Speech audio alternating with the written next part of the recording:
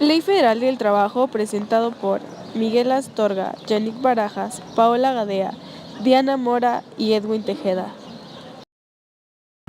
El trabajo, de acuerdo a la Ley Federal del Trabajo, establece que una persona brindará un servicio subordinado a otra mediante el pago de un salario. En el derecho del trabajo se establece asegurar la vida y la salud del trabajador, así como brindarle una vida decorosa. Distintas empresas aceptan e incorporan a trabajadores sin un contrato establecido, pero esto no indica que pueda recibir un trato inhumano o que el patrón puede evadir el pago del salario establecido. En el contrato individual del trabajo, se establece que una persona se obliga a prestar a otra un servicio subordinado mediante el pago de un salario.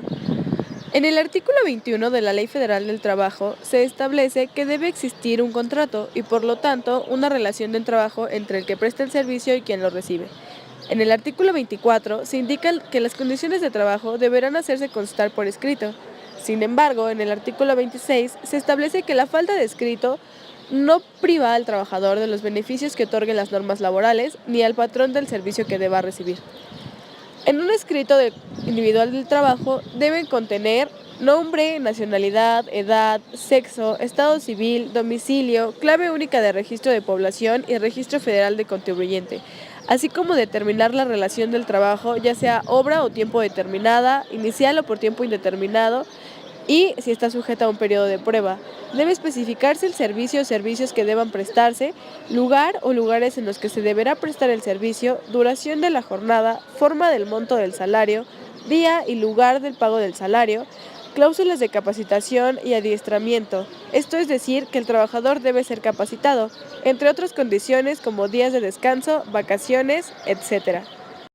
Las relaciones de trabajo pueden estar sujetas a las modalidades de capacitación inicial o a prueba. Por obra determinada, se contratará a los trabajadores para iniciar hasta culminar una obra específica independientemente del tiempo que tarde. Por tiempo determinado son solo en un tiempo específico y solo si así sea la naturaleza del servicio para sustituir a otro trabajador temporalmente y en casos dados por la ley. Por temporada, en esta los empleados solo trabajarán por unos días, un mes o un año y al terminar dicha temporada la contratación quedará suspendida. Por inversión de capital determinado, esta relación solo se podrá usar con respecto a las minas y se terminará cuando se haya acabado el capital. Por tiempo indeterminado, en esto el carácter es más o menos permanente, ya que terminará hasta que el trabajador renuncie o haya una causal para despedirlo. Sujetos que intervienen en la relación individual del trabajo. Estos son los que directamente intervienen en la misma. En primera instancia se identifican el trabajador y el patrón. Trabajador se define de acuerdo al artículo 8 de la Ley Federal del Trabajo como la persona física que presta a otra física o moral un trabajo personal subordinado. La ley también reconoce la categoría de trabajadores de confianza. Estos están directamente vinculados con el patrón debido a que desempeñan labores de confianza tales como dirigir, inspeccionar, vigilar, entre otras. Patrón se define por la propia ley como la persona física o moral que utiliza los servicios de uno o varios trabajadores. Este a su vez puede adoptar algunas modalidades, tales como las de intermediario en la contratación, representante del patrón o bien la de un patrón sustituto. Régimen de subcontratación. En esta práctica, un patrón denominado contratista, la persona encargada de supervisar, ejecuta obras o presta servicios con sus trabajadores. Los trabajadores del contratista no pueden realizar trabajos semejantes a los de la empresa contratante ni ser transferidos deliberadamente para disminuir derechos laborales.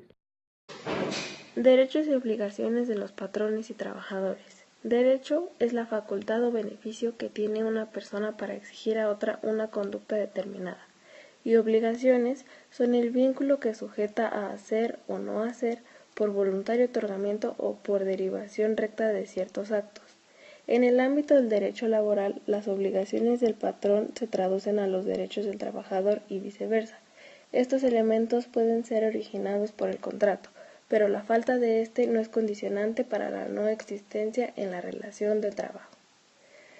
Las obligaciones de los patrones pueden ser complejas o simples. Simples como las de dar, ya sea salario, instrumental o un local seguro, también las de hacer, las de no hacer o las de tolerar. Condiciones generales de trabajo. Definición. Las normas de trabajo son las circunstancias que regulan la relación de trabajo. Las condiciones que están establecidas en el título tercero de la Ley Federal de Trabajo son indispensables y deben ser iguales entre hombres y mujeres, así como la prohibición de exclusiones por motivos étnicos, nacionalidad, género, edad, discapacidad, religión, preferencias sexuales, condiciones de embarazo, entre otras. En base al artículo 57 de la Ley Federal de Trabajo, los elementos de la relación de trabajo, patrón y trabajador, pueden solicitar la modificación de las condiciones de trabajo. Trabajador, cuando el salario no sea remunerado o la jornada es excesiva. Patrón, cuando haya circunstancias económicas que justifiquen. Jornada de trabajo. Es el tiempo durante el cual el trabajador está a disposición del patrón para presentar su trabajo. El patrón está obligado a pagar incluso los tiempos en los que el trabajador se encuentre dentro del centro de trabajo sin actividad alguna. El artículo 54 faculta para que sean trabajadores y patrones quienes fijen la duración de la jornada. Es importante enfatizar que la jornada continua debe concederse al trabajador un descanso de por lo menos media hora. Las causas de la prolongación de la jornada determinarán las consecuencias de la misma. Días de descanso. La realización de cualquier actividad, física o intelectual, por parte del trabajador implica un desgaste.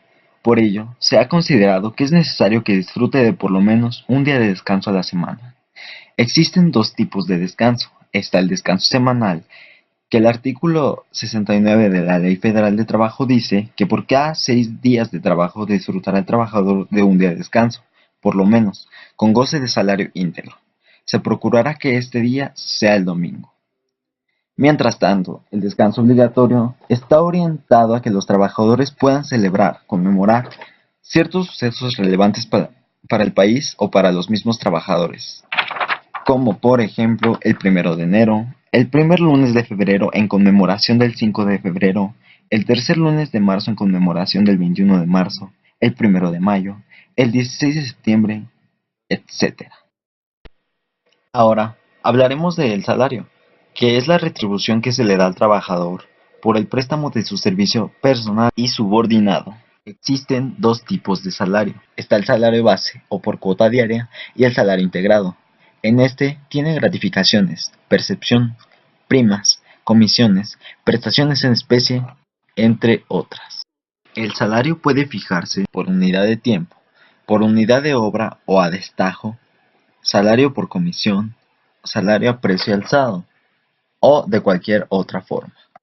Ahora bien, existen tres normas protectoras del salario: el derecho a disponer del salario, la irrenunciabilidad del salario y el cobro del salario.